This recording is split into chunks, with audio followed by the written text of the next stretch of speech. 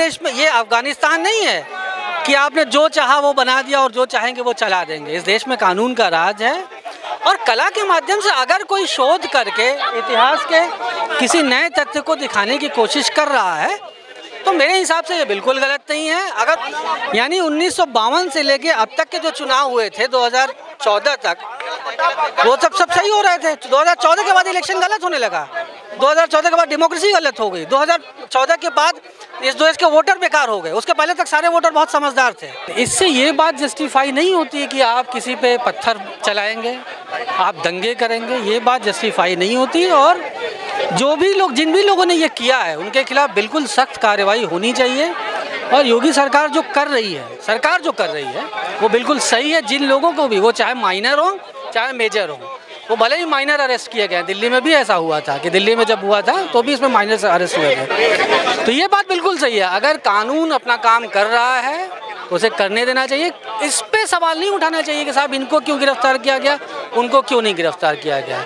बिल्कुल सख्त कार्रवाई होनी चाहिए। जो भी लोग इन्वॉल्व हैं उनको गिरफ्तार किया जाना चाहिए, उनके खिलाफ सख्त कार्रवाई होनी चाहिए। अच्छा, एक बात हाँ बताइए।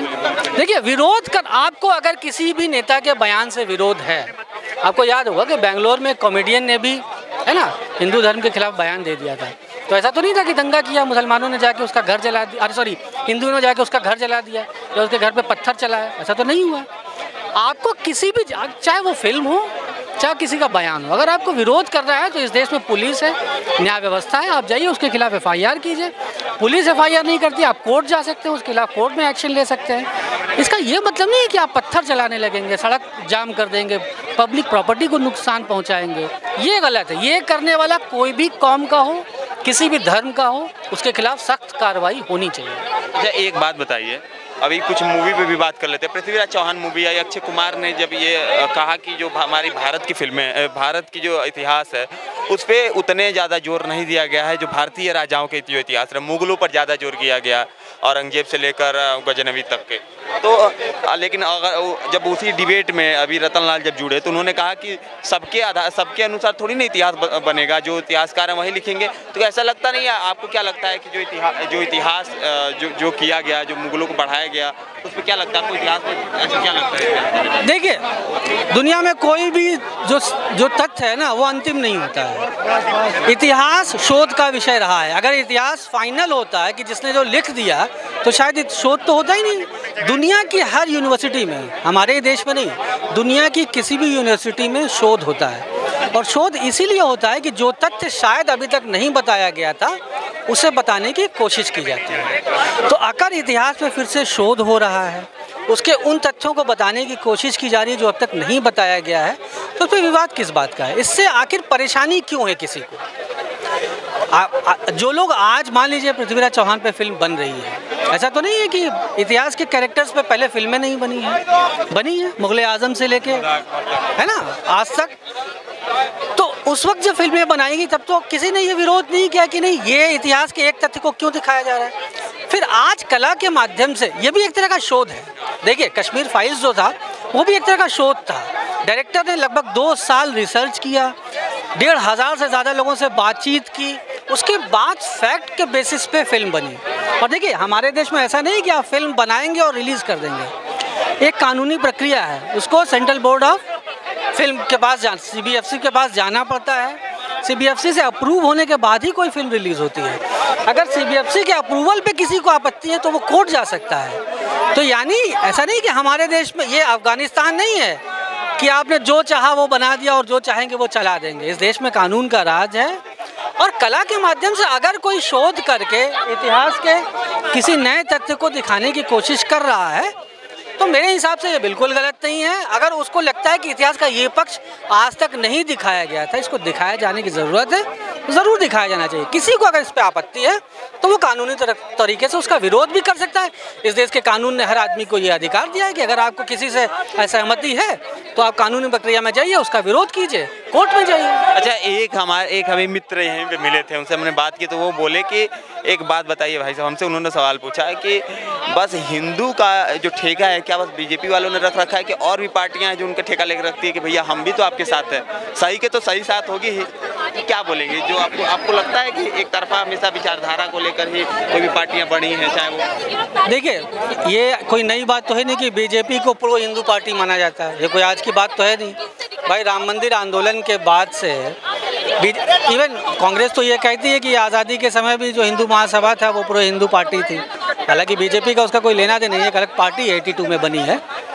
लेकिन बीजेपी पर यह आरोप कोई पहली बार नहीं लगा है, पहली बात तो ये है। तो किसी भी पार्टी पर आरोप लगने से और जाहिर सी बात है जो विरोधी हैं वो आरोप लगाएंगे, ये डेमोक्रेसी में होता है, ये किसी भी लोकतंत्र में होता है कि एक जो विरोधी पार्टी होती है वो सत्ता पक्ष की आलोचना करती है, इसमें कोई बुराई नहीं है। देखिए, सब दिक्कत कहाँ होती है, दिक्कत ये होती है कि जब आप ये मानते हैं कि ये जो पार्टी जीती है वो सिर्फ हिंदुओं की वोट की वजह से जीती है, परेशानी यहाँ से होती है। यानी तब आप क्या कर रहे हैं, तब आप केवल पार्टी को नहीं ब्लेम कर रहे हैं, तब आप हमारे देश की डेमोक्रेसी पे सवाल पैदा कर रहे हैं। जब यानी हमारे देश के लोकतंत्र पे आप सवाल उठा रहे हैं और आप ये कह रहे हैं कि लोकतंत्र सही नहीं है। यानी 1952 से लेके अब तक के जो चुनाव हुए थे 2014 तक, वो सब सही हो रहे थे। 2014 के बाद इलेक्शन गलत होने लगा, 2014 के बाद डेमोक्रेसी गलत हो गई, 2014 के बाद इस देश के वोटर बेकार हो गए, उसके पहले तक सारे वोटर बहुत समझदार थे।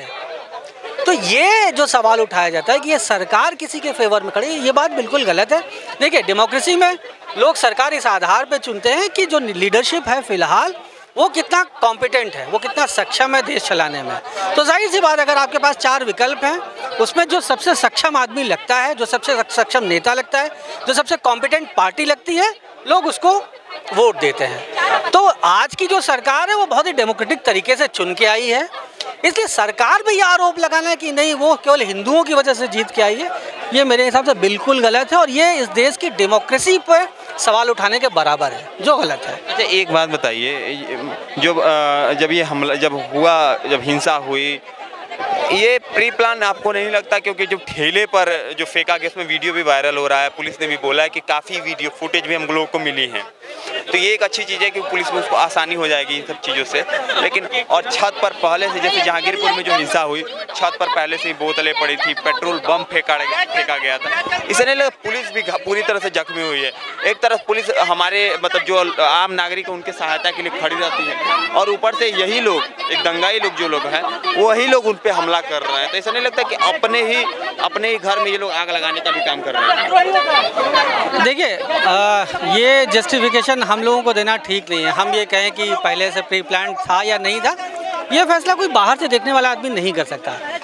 इसके लिए एक पूरी प्रक्रिया, कानूनी प्रक्रिया है, पुलिस के पास इन्फॉर्मेशन जानी है, पुलिस अपनी इंक्वायरी करती है अपने तरीके से, उसका एक प्रोसीजर है, वो इंक्वायरी चल रही है। जाहिर सी बात है जो लोग उसके लिए दोषी होंगे वो पकड़े जाएंगे। हाँ, अब पुलिस ने कुछ लोगों को गिरफ्तार किया है, उस पर अगर सवाल आप उठा रहे हैं कि एक ही कम्युनिटी के लोगों को क्यों गिरफ्तार किया गया, तो ये गलत है। कोई भी प्रक्रिया होगी तो कोई ना कोई टारगेट होगा, क्योंकि किसी ने तो किया है वो काम। पत्थरबाजी जो हुई है जिसमें सैकड़ों लोग घायल हुए हैं, किसी ने तो किया है और पुलिस अपने ढंग से काम कर रही है। पुलिस की प्रक्रिया में उसको जिसको लगा कि दोषी है उसको उसने गिरफ्तार किया है, उस पर सवाल उठाना गलत है। हाँ, अब ये प्री प्लान था नहीं था, ये जांच का विषय है, ये जांच हो रही है, ये पता चल जाएगा। एक जुम्मे की नमाज के बाद ऑटोमेटिक लोग एक भीड़ आती है, जैसे मीडिया में भी दिखाया जा रहा है, जैसे वहाँ पे पुलिस अधीक्षक भी जो बोल रहा है, एक बैग भीड़ आती है और दुकान बंद करवाने हो लगती है। जैसे ये जो मास्टरमाइंड जिनको बताया जा रहा है, इनको बोला भी था कि 5 जून को जेल भरो आंदोलन, दुकान बंद कराओ, ऐसे ये सब जो आंदोलनें हो रही थी, एक बैग पत्थर छुलना, हाथापाई होना शुरू हो गया, दुकानों में लूटपाट शुरू हो गई, पत्थर चलना शुरू हो गया। तो इतने लोग एक बैग आए कहाँ से? मतलब या तो मस्जिद से लोग निकले, तो वहाँ वो लोग तो इसमें ज़्यादातर। देखिए, ये बहुत दुखद बात है कि हमारे देश में फ़िलहाल अगर आप देखें तो जो सबसे बड़ा मुद्दा है वो है टारगेट किलिंग। कश्मीर में चुन चुन के उन हिंदुओं को मारा जा रहा है, हिंदू मतलब कश्मीरी पंडितों को मारा जा रहा है जिनकी पोस्टिंग कश्मीर में की गई थी, वैली में की गई थी। ये सबसे बड़ा मुद्दा है, ये आज देश का सबसे बड़ा मुद्दा होना चाहिए। लेकिन ये दुख की बात है कि बजाय वो मुद्दा बनने के नुपुर शर्मा का एक बयान मुद्दा बनाया जा रहा है, उसके आधार पर दंगा कराने की कोशिश की जा रही है। तो ये निश्चित तौर पे देश को गलत मुद्दों से भटकाने की कोशिश है, इसके पीछे ज़रूर कुछ लोगों का हाथ है। मैं ये इतना तो कह सकता हूँ कि ये सोची समझी साजिश है, ताकि वो जो मुद्दा है, जो कश्मीर का मुद्दा है, जो रियल इशू है, वो बैकग्राउंड में चला जाए और जो जिससे देश की छवि खराब हो वो मुद्दा बन जाए, वो सुर्खियां बटोर ले। तो ये निश्चित तौर पर एक सोची समझी साजिश है, इसलिए इसके खिलाफ सख्त कार्रवाई होनी चाहिए। बुलडोजर चलना चाहिए, नहीं चाहिए? बिल्कुल चलना चाहिए। देखिए, बिल्कुल चलना चाहिए। जो लोग इस तरह की कोशिशें कर रहे हैं, देश को बदनाम करने की कोशिश कर रहे हैं, उनके खिलाफ बहुत सख्त कार्रवाई होनी चाहिए, क्योंकि अगर सख्त कार्रवाई नहीं होगी तो फिर इस तरह के लोगों को बढ़ावा मिलेगा। धन्यवाद।